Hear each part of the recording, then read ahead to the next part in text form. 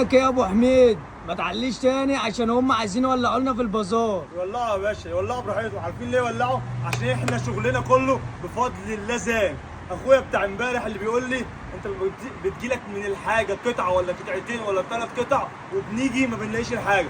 بص يا اخويا، انا معاك وهرد عليك عشان خاطر مش هرد عليك وبس، انا هرد عليك واوريك بعينك. بص يا صاحبي، اولا كل الترابيزات اللي عندنا بفضل الله خشب زان على ابوها، مش هرمي حاجه عشان الناس بتتضايق لما انا باجي برمي لكم الحاجه. تمام؟ عندنا يا صاحبي وحدات الديكور دي ايكيا. الوحده دي يا صاحبي في ايكيا ب 15000 جنيه. وحده الديكور تستخدم ديكور او تستخدم مكتبه ب 15000 جنيه، عند العبد لله ب 2000 جنيه. تمام؟ وحده الديكور دي عند العبد لله ب 200 جنيه. تمام يا اخويا؟ الناس اللي بتستهزأ بالوحده اللي ينفع تبقى مكتبه او ينفع تبقى مطبخ، ده اتش بي ال 4 سم. عارفين يعني ايه 4 سم يا اخواتي؟ 4 سم دول يعني مطبخ بمعنى الكلمه، عرضه 185 في عمق 60. بفضل الله المفصلات سوفت كلوز، مفصلات سوفت كلوز. التخانه 4 بينزل معاها ترابيزات. تمام؟ هوريك بفضل الله كل انواعه. تمام؟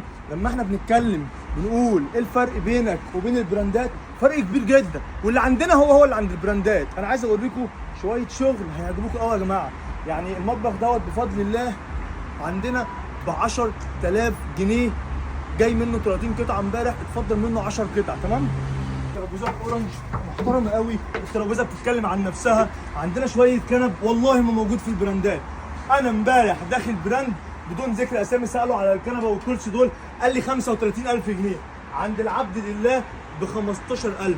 طقم زي دوت تحطه في مكتبك، تحطه في بيتك، تحطه في دنيتك، كله تمام. ما يا اخويا نيجي بقى للون التاني.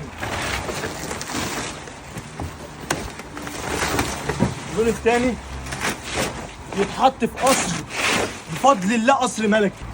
لما اجي ادفع في حاجه زي كده 10000 جنيه والله ولا 70000 جنيه، ولا 70000 جنيه في مكانه. الاكسسوارات يا صاحبي كلها نحاس والله العظيم، والله تعدي ال 15 كيلو ولا ال 20 كيلو. الترابيزه دي ب 300 جنيه. عارفين يعني ايه 300 جنيه يا جماعه؟ هنا الترابيزه المحترمه دي، البولي لاك ده المحترم دوت، الترابيزه دي بكام يا اخواتي؟ الترابيزه دي بفضل الله ب 1000 جنيه. تمام؟